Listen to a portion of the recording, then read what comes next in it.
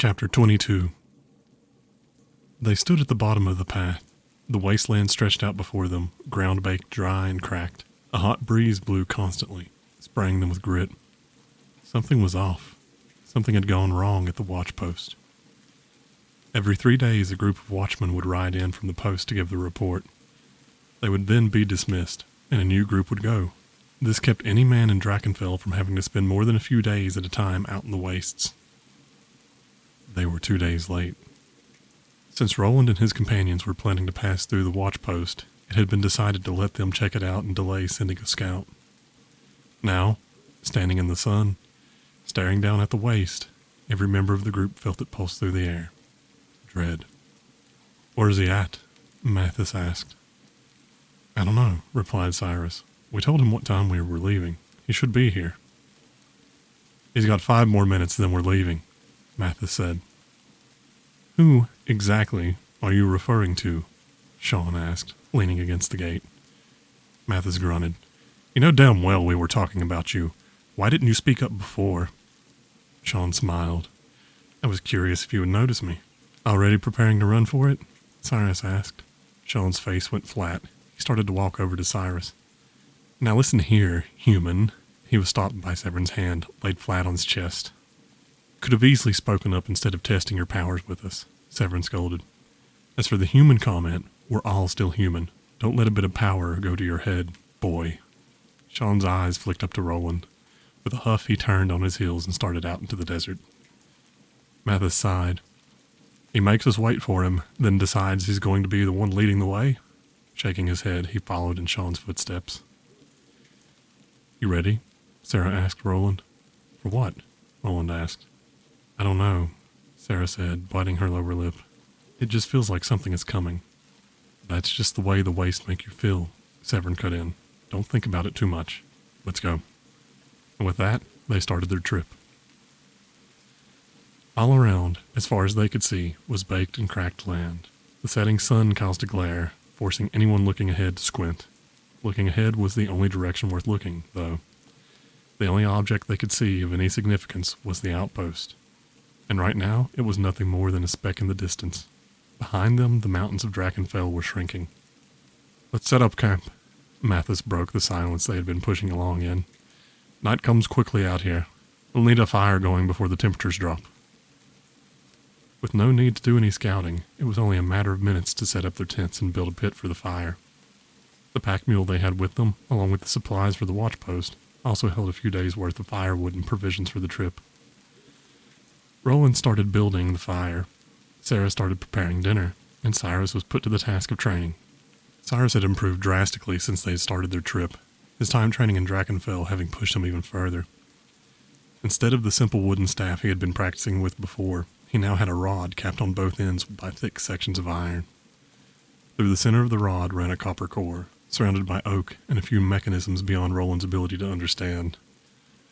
Roland hadn't had a chance to practice with Cyrus yet, but he had learned the rods were designed so that a scion could throw lightning at one end of the rod while the rod user tossed it from the other. The rod user could even delay the electricity's release by a few moments. Roland finished up his task and took off toward Cyrus. "Want to practice together?" he asked, anxious to see how well he could work with his best friend. "Heh," Cyrus laughed. "I'd imagine we should try. That way you won't accidentally bait me someday." Cyrus's smile spread wide across his face. They started through the drills their instructors had run them through, Roland going through the forms with his sword, Cyrus practicing defensive and offensive swings with his staff. Occasionally, Cyrus would give Roland a nod, then after his next swing hold out his staff while Roland hit it with a small burst of electricity. As soon as the bolt connected, Cyrus would swing the staff around, throwing the electricity out the opposite end. He had to be especially careful how he moved once the rod was charged. One wrong step and he would move the connection to his body instead of the staff. The boys went on like this for a solid hour, Roland charging the staff, Cyrus dispersing it, practicing different moves and charge positions. Just as with everything else, the two seemed to share a connection. They could work together with the least amount of effort. They simply understood one another and could read cues that anyone else would have missed. "Dinner's ready," they heard Sarah shout. The boys stopped, breathing heavily from their efforts. Cyrus looked over at Roland. "There's one more thing I'm curious about," he said. "Care to test it for me before we go?" "Sure," Roland said. "What do you want me to do?" Cyrus stood up, took a deep breath, focusing. When I say so, I want you to charge the staff, but wait until I give the signal, okay? Roland nodded. He watched as Cyrus wove his staff around, warming himself up. Get ready, he shouted, spinning the staff off to his side. Suddenly he changed grips, holding it firmly in both hands and just a little off to his side. Now, he shouted. As soon as the words left his lips, Roland started charging the staff. In a sweeping motion, Cyrus brought the staff over his head and planted it firmly on the ground, lifting himself up in the air as he did so. Roland was surprised to see Cyrus holding himself perpendicular to the staff. He couldn't imagine doing the same himself. Cyrus stumbled as he put his feet back on the ground and straightened out. So mind explaining what the purpose of that was? Roland asked as Cyrus moved to his side, the two of them working their way back to camp. Simple. I wanted to know if I could discharge the staff into the ground without hurting myself. Cyrus smiled at Roland. You mean you never tested that during training? Roland asked, half amused and half worried at his friend's recklessness. Nope. Cyrus kept looking forward. Just had the idea today. Besides, why wait until you have to use a dangerous amount of electricity to test that out? I don't think there is such a thing as a safe amount of electricity, Cyrus, Roland said. What's the worst that could have happened? Cyrus asked. Well, for one, you could have died, Mathis spoke up. Impressive showing, but don't take unnecessary risks. It doesn't take much electricity to kill. The normally festive giant was already eating his portion of soup. I've seen plenty of new recruits killed because of what started out as a simple jolt. That's part of why everyone seems so serious all the time back on the mountain. He looked up at Cyrus. Cyrus simply shrugged. No point in worrying about risks already taken. That type of attitude is what's going to end out getting you killed before this is all over. Sean spoke up, sitting off to the side of the fire. I'm genuinely surprised a simple smith has managed to survive this long. Cyrus seemed to ignore Sean's jabs, walked over to the fire, and ladled his portion of dinner out to his plate and sat beside Sean. Sean seemed as surprised as everyone else. Cyrus took a few bites of his dinner, then turned to look at Sean. Listen, I don't know what your problem is, but you've been nothing but an ass since you met up with us. Why go through the effort of helping us just to belittle us all the time? That's rich coming from you, Sean smirked. Oh, great lord of sarcasm. I've already told you. I was instructed to travel with you. If you all die, I can't possibly go with you, can I? Fair enough, Cyrus replied. How about a deal then? I'll not smart off to you. You try to be a bit more sociable than a shadow. Sound fair? Fair? Well, yes, slowly Sean replied. However, I'll decline. I don't need friends, especially not ones like the lot of you. With his opinion said, Sean stood up and walked further off from the camp, fading into the shadows. I'm impressed, Severin spoke up. I didn't realize you could be reasonable. Given where we are, Cyrus replied, I thought it was worth a shot. He's stubborn, Severin said. More so even than you. Give him time and he'll come around. If he's more stubborn than Cyrus, Sarah commented, we'll have been back home for several years before he does. Mathis let out a loud laugh at this. Well, enough seriousness for one evening. He reached inside his shirt and withdrew a small flask. Who wants to hear a story? If we pushed, we could make it before too late, Roland said. No. Mathis's voice was flat, seemingly far off. No, not this time. It'll be better to go in with daylight. Stillness coming from such a normally animated man gave Roland pause. He thought Mathis seemed shaken. What's wrong? He asked. No fires have been lit, Mathis remarked.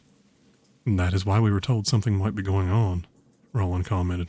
After all, they had been told about the signal fires not being lit all the way back in Drakenfell. There are no fires, though, Mathis replied. Look again. No fires at all. Roland looked back at the watchpost. Focusing in, he started to see what Mathis was talking about. Normally at night, any place with people would start to have small fires popping up here and there as the inhabitants fought off the night. Not a single flicker seemed to be coming from the watchpost. Any signs of life? Severin asked, walking up to the pair from behind. None. No fire. No movement. Nothing, Mathis said. Good. Mathis, incredulity washing his face, turned to Severin at this remark. If there isn't any sign of life at all, then maybe whatever has caused the problem has left. Severin patted Mathis on the shoulder, turned, and walked back to where Cyrus, Sean, and Sarah were setting up camp. That man can be downright scary at times, the Red Giant commented. You should see him when he's mad, Roland replied. He earned a chuckle from Mathis. This relieved him a bit, seeing the jolly red giant so placid had been getting under his skin. The two turned and walked back to the campsite. The fire pit had been built and seats had been arranged around it. Tents were up in their normal position. Everyone's tent was close enough to benefit from the fire except Sean, who still insisted on being as separate as he could. There had been no training this evening. Severin insisted everyone be fully rested just in case they found trouble in Tranvin's tier. Whose turn is it to cook tonight? Cyrus called out. I'm hoping it isn't Roland. I'd really like to sleep peacefully tonight. I'm taking an extra turn tonight, Sarah interjected. I'd like to eat well tonight as well. All these compliments make me feel so great, Roland scoffed. Mathis slapped him on the back, nearly sending him tumbling. Don't worry, boy. All they're telling you is that you get to enjoy the fruit of their labor and never have to worry about repaying the favor. The giant shot a wide smile at Roland. Roland looked around for Severin, noticing for the first time that he wasn't already at his spot around the fire. In the dusk light, it was hard to make out even the people nearby, much less see past the tent line. When he was about ready to give up, he noticed Sean seemed to be arguing with someone. Since everyone else was accounted for, he assumed it was Severin. Severin was probably trying, once more, to convince Sean to be a bit more sociable. That's how he wants to waste his time, Roland thought. That's his choice. Dinner passed without event. Mathis kept his jokes flowing, though they seemed a bit forced. Tension had clearly started to form, but the giant was going a long way towards keeping it from being overwhelming. He had no way of knowing, but Roland, Cyrus, and Sarah were all feeling grateful for his presence. Roland found himself mulling over the day they had been waiting to enter the Knoxwald.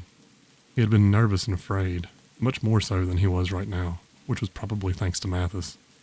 However, unlike the Knoxwald, he was almost certain something was waiting for them inside Tranvin's tier. The gates to the watchpost stood open. No one guarded them. No one could be seen anywhere. Dust and silence were all that weighted down the central road coming from the gate. The one-room stone houses on either side appeared to be empty. The only sound was the echo of the group's footsteps as they moved towards the center of the military village. Sarah, are we alone? Severin asked. No, at least I don't think we are. Sarah seemed confused. I'm picking up life all around us, but the traces are so faint I'm not really sure what it is. Mathis's grip on his sword hilt tightened. Severin held his staff across his chest. Tension was building in the group as they walked. Being in the middle of what should be a busy watchpost, garrisoned by at least 50 people, yet finding no one was raising the hairs on Roland's neck. He was starting to understand why they had tied up the mule and been told to come in with their weapons ready. Slowly they made their way to the center of the garrison. With each step they watched, trying to spot something, anything moving through the windows of the houses. Foot by foot they went forward.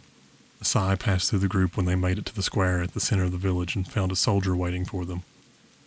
She was tall and slender. Long dark hair cascaded down from her head. She was looking down, seemingly focused on the dirt in front of her.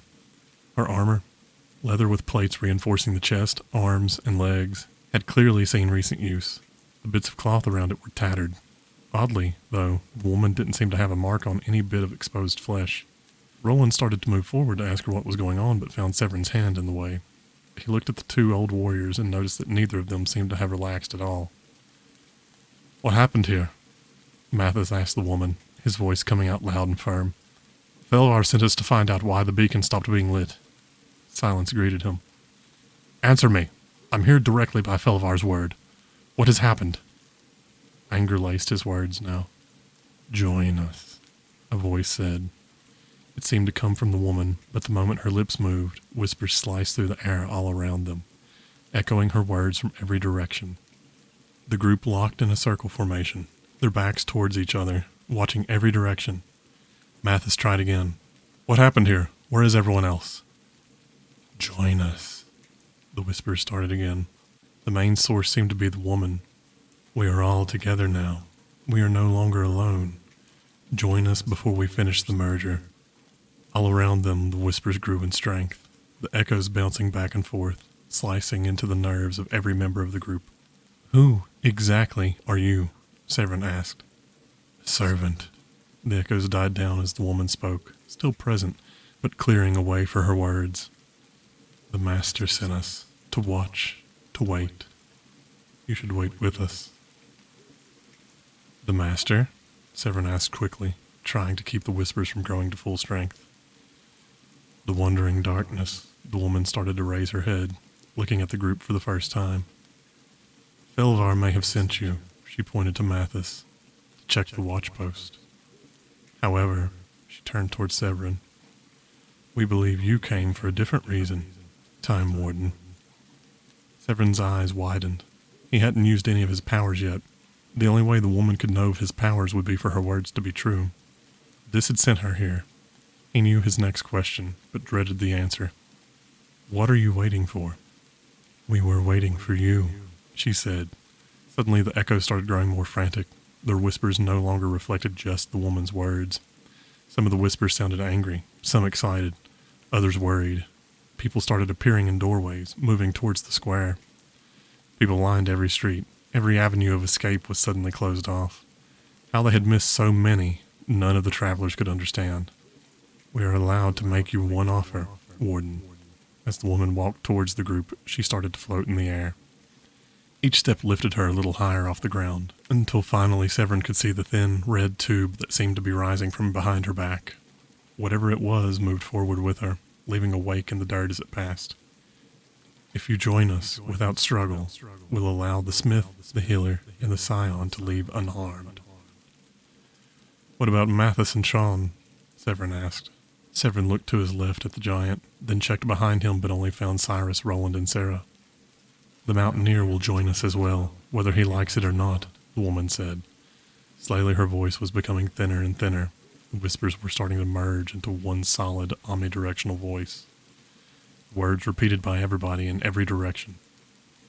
The mirror, though, has already hidden. We can find him later, though. We are patient. Severin felt anger building in him. He had tried so hard to get Sean to truly join them, but at the first sign of danger he had hidden. Quickly that anger subsided, though, as he realized the depths of the situation they were in.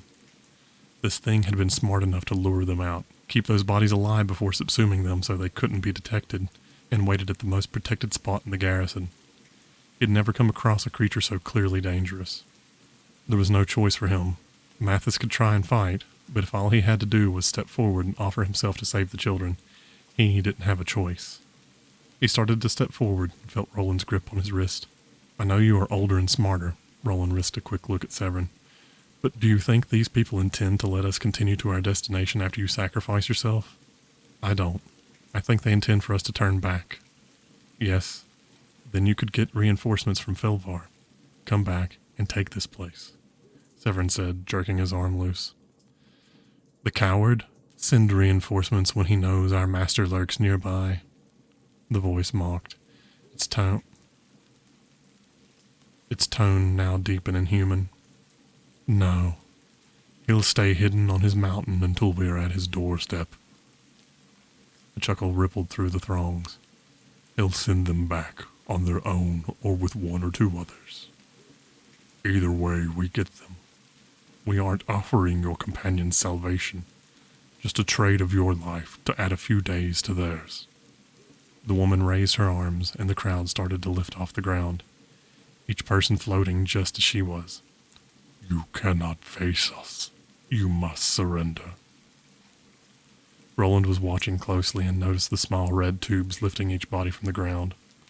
All of them seemed to be held aloft by something buried. Cyrus, do you see the things going into the ground? Yeah, he answered. What about them? Think you could bury the end of your staff right next to one, quickly? Roland asked. Cyrus considered this, looking around, examining each body nearby. Probably. Don't take unnecessary risks, Mathis chided. Do it, Roland said. Trusting his friend, Cyrus broke off from the circle and leapt forward. As soon as he moved, the whole ground surged around the group. Individuals came in from each direction, aiming at a different member of the circle. Cyrus, seeing the group being attacked, circled around so he was in front of Roland. He came up behind the man attacking Roland and spiked his shoulder blades with the tip of his staff. A grunt of pain erupted from all the nearby bodies. For the first time, Cyrus noticed that the red tubes connected to these people at the base of their skull. His hit had been felt by all the bodies nearby. Unfortunately, this also meant they were all now focused on him. Before he could be surrounded, he jarred the man's head with his staff, hoping it would still daze him. He closed the gap between himself and the man, then jammed his staff into the ground as close as he could get it to the tube. It went in deep, almost burying the entire metal covering of the end of the staff. "Do it!" he shouted to get Roland's attention. Roland didn't hesitate, barely leaving enough time for Cyrus to dive out of the way before he hit the exposed end of the staff with as much electricity as he could pump into it. It didn't take long for the screams to start. The sheer volume of the sound drove every member of the quintet to their knees, everyone holding onto their ears except Roland. He stayed focused on keeping the electricity flowing. The ground started to tremble, a small vibration at first, but growing and growing until it felt as if the land beneath them had started to jump. Between the shaking ground and the screams, Roland finally lost his concentration and let the flow of electricity stop. This didn't stop the screams, though. The bodies lifted higher and higher in the air, moving slowly over the spot where the female soldier once stood. As if caught in a current, the bodies all started to flow around in a circle, their red umbilical cords twisting together into one woven rope. Suddenly the ground below them ruptured, sending dust and rocks flying in every direction. As the dust cleared, it exposed a mass of death. Human pieces, twisted together to form a lower torso, stuck out of the ground. Floating just above this mass pulsed a knot of hearts, many hearts, somehow bound together and seeming to beat as one. Each beat sent a quiver up the umbilicus. Each pulse sent spasms through the floating bodies. As quickly as it began, the motion of the bodies stopped, and with their stillness came a silence. The silence broke with the sound of tearing flesh. All the bodies started ripping to pieces, arms separating from torsos, legs ripping away from hips, chests exploding outward, flesh sliding from bone, all moving to some unseen conductor's baton. As each part separated, it was pulled towards the giant torso on the ground, adding its own mass. The hearts all bound themselves together with the larger heart. The bone started building on the skeleton protruding from the torso. Once bone was in place, flesh woven with muscle layered on top. Faces scattered across the entire outer layer of skin. The group watched in awe as a giant, twisted abomination formed before them.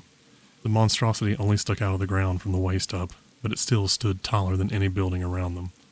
2 giant arms stretched out from its worm-like core, each clearly made by twisting entire human arms together. The hands seemed to be a conglomeration of fists, fingers woven, holding each other tightly in place. Each finger was tipped with, instead of nails, 2 full human hands. Finally, the head took shape, glistening with each stolen part as it pieced itself together. The gaping maw revealed 3 rows of teeth, each composed almost entirely of canines. Neither ears nor nose made its face gentle. Instead, the holes for hearing and smell were left bare. Instead of a pair of eyes, masses of eyes dotted all around its head. Once the final bit of flesh, the final face, knitted itself closed over top of the creature's skull, life flooded the eyes. The flesh beast turned its full focus on the group. "One last chance," it spoke in a deep baritone, soft moans leaking from the mouth dotting its entire body. "Surrender, and you may join us peacefully. We can focus now. We will allow no mercy." "No," was all Mathis said before charging the beast. He raised his hammer high and brought it down swift and hard on the monster's right hand. There was a crack, but the hammer stopped. A few quiet gasps seemed to come from the hand itself, but instead of favoring the injured hand, the beast slapped Mathis aside with it, sending him flying towards the front of a nearby building. Severin wasted no time charging towards the beast after Mathis, running towards the rear instead of the front. As the beast sent Mathis flying, Severin leapt the worm-like rear of the beast still plugging into the ground, striking its back as he flew past. The beast roared, tilting its body to take a swipe at Severin. Its fist fell like a boulder where Severin was standing, but landed only on empty space. Much to its surprise, it felt the sting of Severin's staff as it slashed across the creature's back again. The 3 youths had no idea what to do. They watched Severin assault upon the beast, shocked at the ferocity he showed. Before any of them even had the thought to check on Mathis, the red-haired giant was already striding back up to the beast. Mathis had left his hammer behind and instead started using 2 daggers to score at the beast's belly. "We have to help," Roland said, his face torn with indecision. "If you can tell me how, I'd be glad to," Cyrus said. "Well, I know what I'm going to do," Sarah said. Both the boys turned and noticed she had knocked an arrow and was ready to release. Her arrow flew and landed in the beast's shoulder, emitting a green burst of energy as it landed. Where her arrow pierced, the flesh seemed to melt away, leaving a clear view of the twisted network of bones connected at the beast's shoulder. The beast brushed the arrow off, and as quickly as the flesh had left, it grew back. Sarah moved off from the boys, walking a circle of the beast so she could shoot between Severin and Mathis. Her motion and determination seemed to light a spark in Roland. They have the front and back. Let's take the sides, Roland said, looking to Cyrus. Cyrus sighed and raised his staff. All right, I was kind of hoping we could just let them take care of it. We can't, Roland said. None of the wounds stay long enough. Maybe with our help we can wear it down. He took off, charging the closest side, and started to slash at the beast. Small gouts of electricity flew up from the wounds he inflicted. Can't any of this ever be easy? Cyrus asked himself as he looped around the monster to reach the one vacant side, starting a barrage of strikes in hopes of distracting it from the two professionals at its front and rear. Being assaulted from all sides seemed to confuse the beast. It turned its head left and right, trying to decide which way to attack. It would raise a hand to strike towards the front, only to be distracted by a solid hit at its back. If it tried to go to the right, a blow to the left would turn it back around. The energy-charged arrows were the worst, though. No matter what was happening to it, it had to rip those free. Frustration mounting, the great beast let out a roar loud enough to drive all 5 of its attackers back. The beast raised its arms as it roared. Holding them high over its head, the arms started to tear down the middle. As each arm ripped, though, the damaged side was repaired so that very quickly the beast had 4 arms. The new set shifted up so that the beast looked like it had 2 shoulders set one behind the other.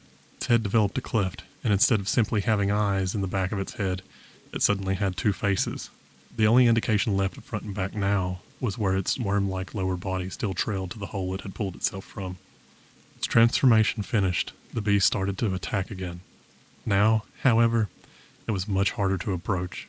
Severin and Mathis were constantly dodging its hands, spending most of their time landing counter-hits, but only counter-hits. It seemed to almost completely ignore Roland and Cyrus, as if their strikes were meaningless. Anger mounting, Roland shouted as he stabbed the beast's side and pumped electricity into its body. The beast's whole body convulsed from the shock. A roar ripped from its throat. It turned its full attention on Roland and grabbed him before he could even register the movement. An arrow pierced the hand clasped around Roland's torso, and the beast's head snapped in the direction of Sarah. Roland found himself being tossed through the air like a rock at Sarah. Roland crashed into Sarah hard, sending both rolling across the ground. Neither rose. Severin broke off his attack on the beast. Keep it distracted, he shouted at Mathis and Cyrus as he raced to check on his charges. Mathis redoubled his attack. With 4 quick motions, he trimmed one hand of all its fingers, then gouged a hole down the front of the creature's lower body. It moved all 4 arms forward to the front of its body and started to swipe furiously at Mathis. As soon as he leapt out of the way of one hit, he would have to roll to avoid another. Cyrus had never felt as weak as he did in this moment. He was striking the beast as hard as he could, but he didn't even seem to be drawing the smallest bit of attention. He could see Mathis dodging, dancing like a fly as the creature tried to crush him. He knew there was no way Mathis could keep this up for long, but he couldn't seem to do anything to draw some notice away from his friend. Finally, he threw his staff to the side and ripped a dagger from his belt and started stabbing. He wasn't paying attention to the monster anymore. He simply wanted it to stop attacking Mathis. Thus, he didn't see the hand that smacked him away from the creature's body. The beast turned its full attention back on Mathis. He knew he was alone against the monster now. All his companions were either down or distracted. He backed up and felt his heel bump against his hammer. His eyes filled with resolve, and he dropped his daggers and picked his hammer back up. He squared himself up with the beast, both pausing and taking measure of their opponent. Mathis drew a deep breath, then shouted, "For Felvar!" He sprinted at the beast, his hammer held at the ready. The creature was prepared for him and started slamming fists down as the warrior charged.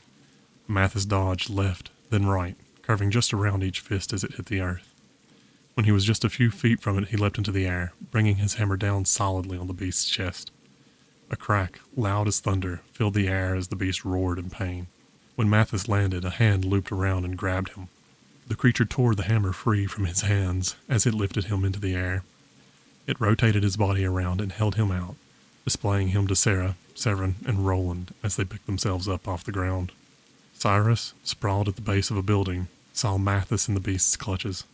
He saw his staff lying just a few feet away from where he had landed. He crawled over to it and used it to help him stand. The beast locked eyes with Severin. "This one has lost. He will now join us," it hissed. It squeezed, causing Mathis to shout in pain. His bones began to crack and crunch under the pressure. Then the beast opened its hand, the smaller hands that composed it now holding Mathis up in the air.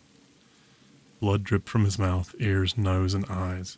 The beast held Mathis up in front of its face and opened its mouth. A red tube darted out and dove into Mathis's chest. "No!" Cyrus screamed, feeling Mathis's death fall upon him. As the tube drew back into the creature's mouth, it pulled Mathis's heart with it. Suddenly, his body started to fall apart, like a shirt unraveling.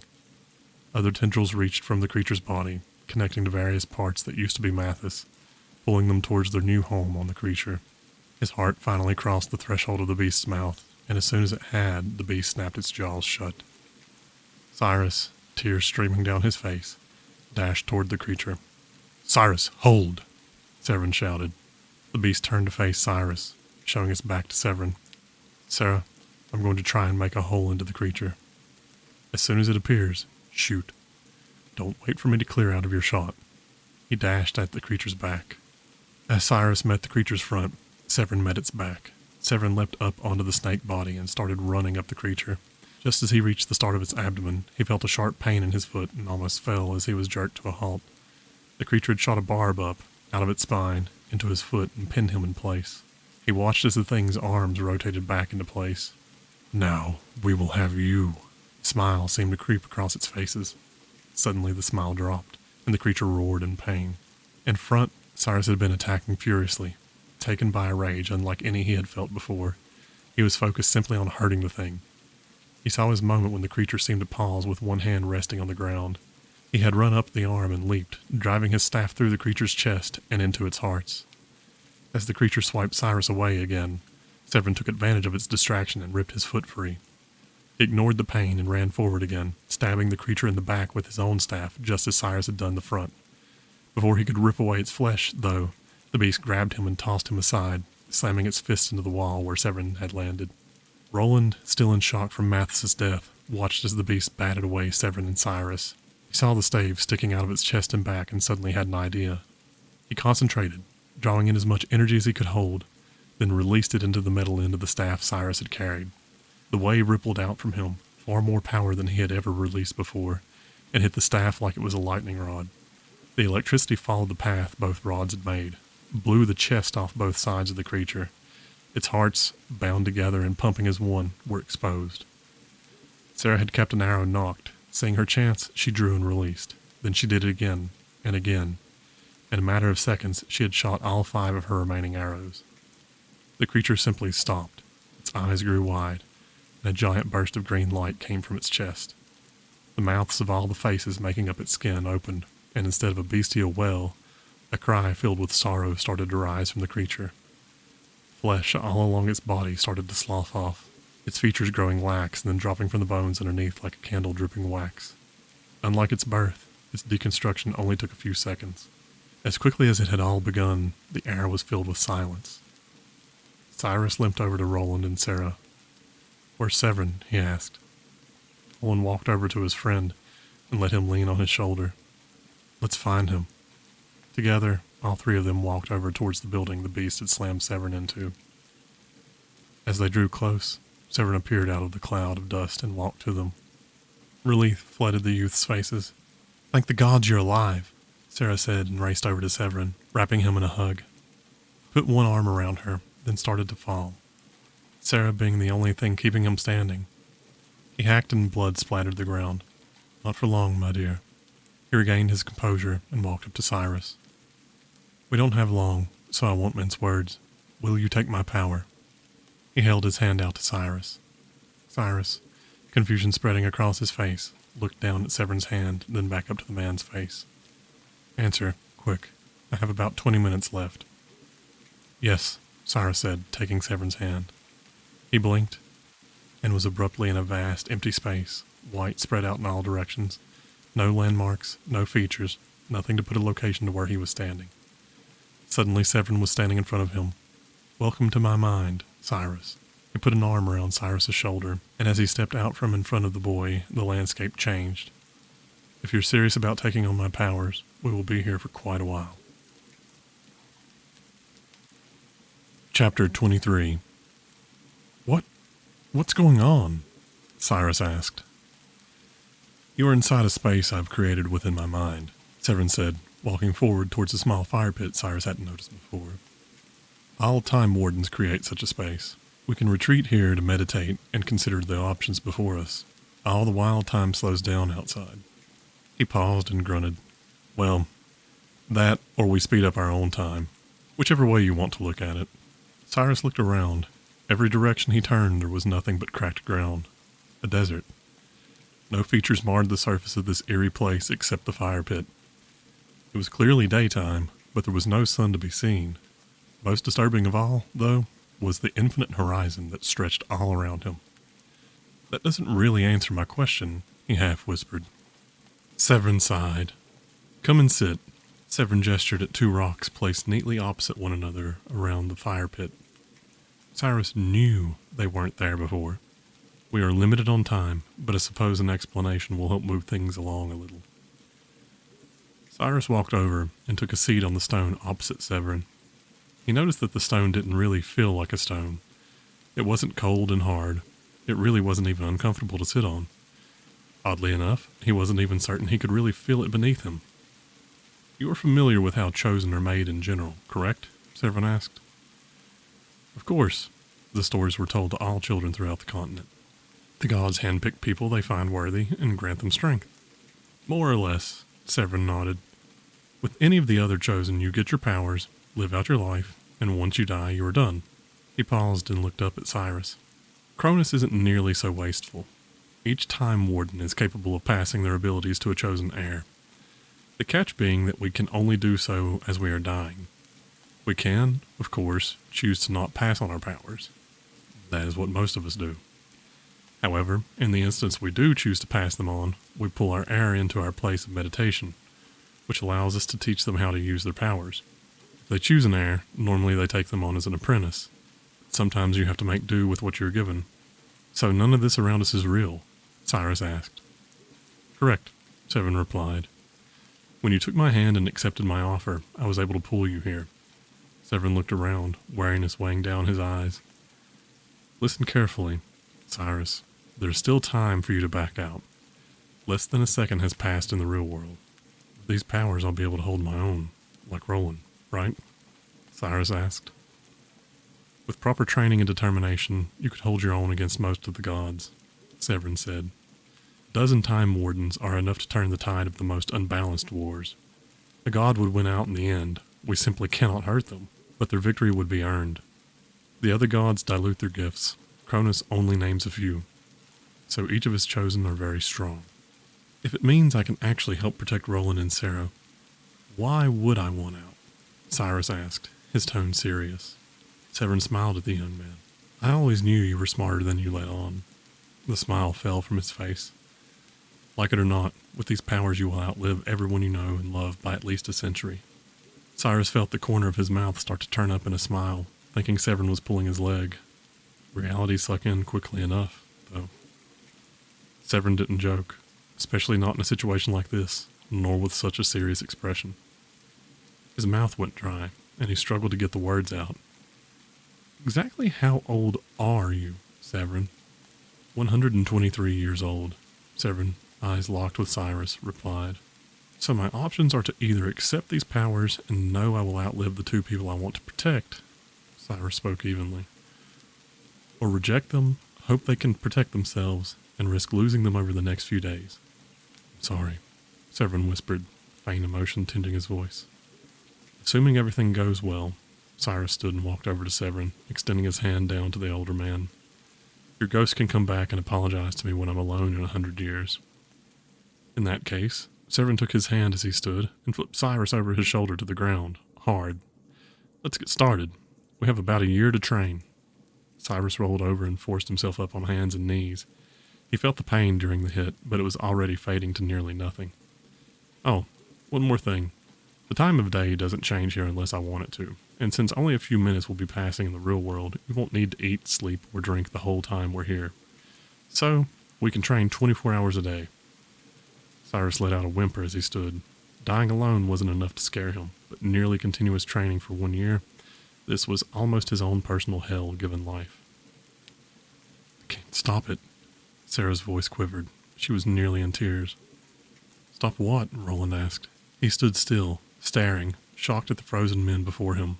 Cyrus and Severin, hands locked as if in greeting, bodies still as statues and eyes locked unblinking. Any of it, Sarah burst out. Every window fixed inside him reopens almost instantly, but much worse than before. Tears were now freely flowing down her face. Roland looked down and noticed the intense green glow radiating out from Sarah. Clearly, she was pouring every ounce of power she could muster into Severin. Sarah, Roland's voice came out quiet and calm. Severin said he's dying. Roland moved around the two men and knelt beside Sarah, placing an arm gently across her shoulders. No, she shrugged his touch off violently. This is what I'm supposed to do. I'm supposed to heal you when you were hurt. I think... Roland swallowed the lump forming in his throat. I think his body is catching up to what happened to him, Sarah. I think Severin has already been killed. Sarah slumped, sobbing freely into her hands. The light had left her and she sat merely in misery. I can feel it, Roland. I can feel his life leaving. She turned her red-rimmed eyes on him. What can I do if I can't save him? Heal Cyrus, Roland pointed at Cyrus's injured leg. Defeat lacing his voice, he continued.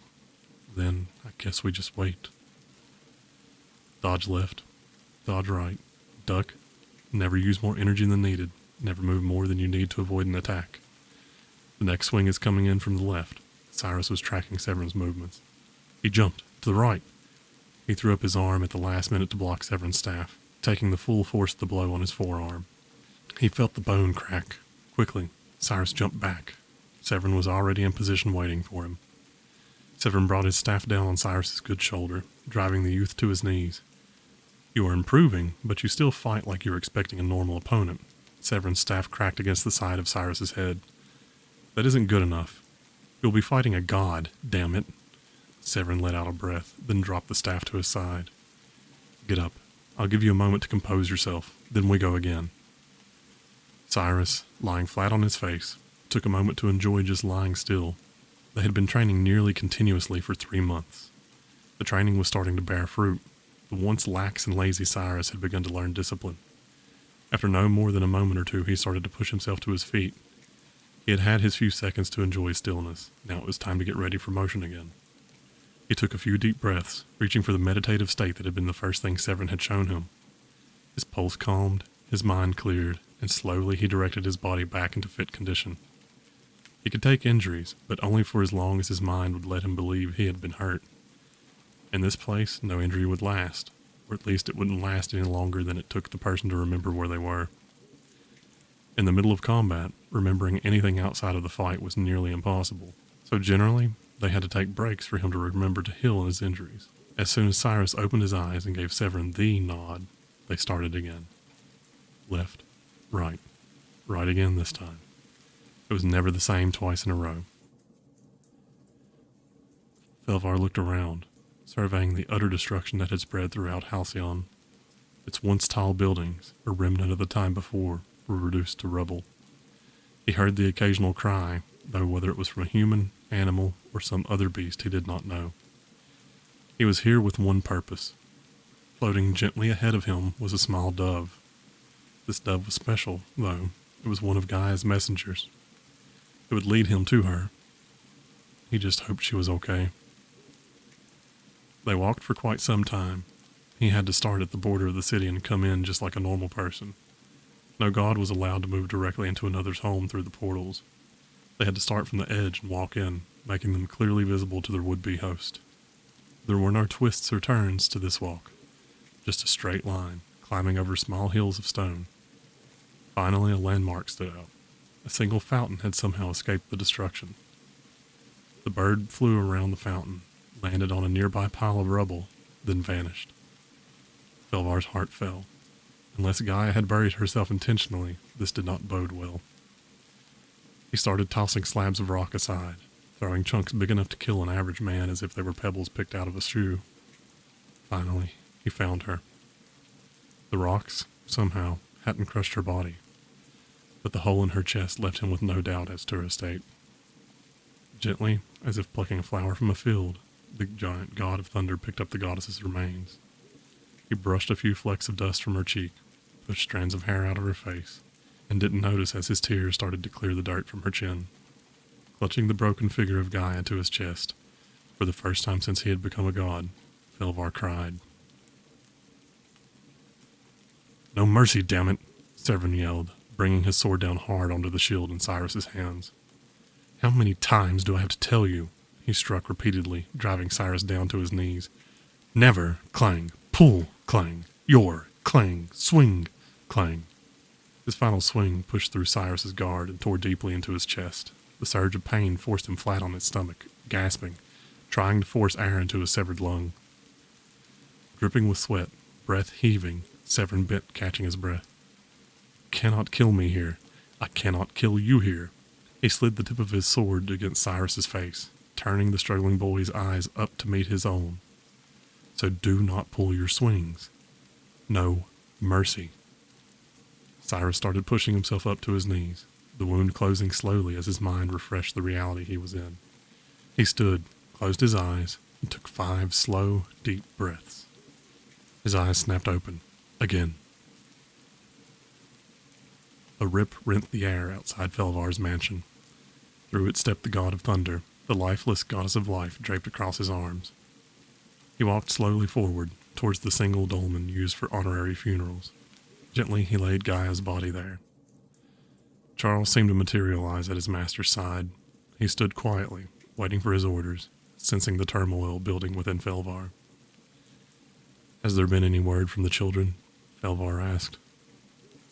Charles wondered exactly who Felvar could reasonably not consider children, but understanding his master, responded without comment. None so far, nor have any signal lights started to shine from the outpost. Felvar started stroking Gaia's hair. No word yet. Not a good sign, but still not hopeless. He paused for a moment, running his thumb across the top of her cheek. I had hoped for more time. More time to wait, more time to prepare, more opportunities to steal back that sword if this one fails. His motion stopped. He lifted his hand from Gaia's face, straightened himself, and seemed to be filled with steel. But we are out of time. He turned to face the manservant. This has made his first move. I doubt he'll wait long before coming here. Felvar turned and started walking briskly back towards the main part of the peaks. Put out the call. Every scion that is able is to assemble here as quickly as possible. We will prepare for war. Following right on Felvar's heels, Charles asked, What about the children? Not losing a step, Felvar replied. Assume they are dead. Hope they still live. Cyrus sat at the campfire, focusing on his breath, calming his body and mind. He felt he had become almost equal to Severin. He was steadily gaining ground on his mentor and soon would surpass him. In his mind, he ran through their last fight. He had connected with 2 of the 3 hits he had tried before Severin managed to sweep his feet and crack his skull. He had not won, but he had dealt what would have been lethal blows. It wasn't a clear victory, but he would take it. Uncharacteristically, Severin sat beside Cyrus, placing a hand on the youth's shoulder as he sat. You've learned well. With a bit more time, you could easily surpass me, Severin said. It won't take that much time, Cyrus replied. What would have once been a snarky remark was now said in a serious tone. True, but it's time we don't have. Severin looked at Cyrus and met the young man's surprised gaze. You knew there would be an end to this. Did, Cyrus croaked, straining to maintain the dignity and composure Severin had beaten into him. I had just let myself forget. Well, the time is here. Severin put his arm around Cyrus's shoulders. You will run the training now. Time is short, so focus your full energies on getting Roland up to speed. Sarah is good enough with her bow, and being able to heal you, you'll want her away from the front lines of battle anyway. Her time is better spent practicing her archery, and practicing healing Roland and you after you mercilessly spar with each other. I do expect your sparring to be merciless, by the way. He paused for a moment. Well, maybe avoid fatal blows in the real world. At least instantly fatal ones. He patted Cyrus on the back and stood, pacing slowly around the fire. She has the final say on anything you do, with one exception. You are to burn my body with the body of the monster. Severin held out a hand to silence the complaints he could see on Cyrus's tongue. No arguing. You don't have time to give me a funeral. This is my last order. After you carry this out, Sarah has the final say on everything else. Yes, you are more capable in combat now than either of the other 3. However, She has always shown the most rational judgment. Cyrus looked up at his master, stone-faced, fighting down tears. I understand and agree. If it weren't for her, I wouldn't be half the man I was when we came here. He paused and cleared his throat. Sir, may I ask a question? Severin sat down, a grin spreading across his face. Training is over. You can go back to calling me Severin. Or Sev, if you like. Some of my fonder friends used to do so. Ask whatever you want. You've earned a few questions. Why did you never show any of us this side of you before? Cyrus asked. We've all always respected you. You could have had every child in the village as your student. I grew up thinking you were just harsh. Now I understand. I just wish I'd known you like this for much longer. Severin let out a breath. Cyrus, I had hoped I wouldn't ever have to show anyone this side of me again. I didn't want to see any of you take part in battle. I suppose I could have let go of some of the bitterness and been a bit friendlier. But I did what I thought would save the rest of you from becoming like me. But you're a hero, Cyrus said. That comes with a price, son, Severin replied.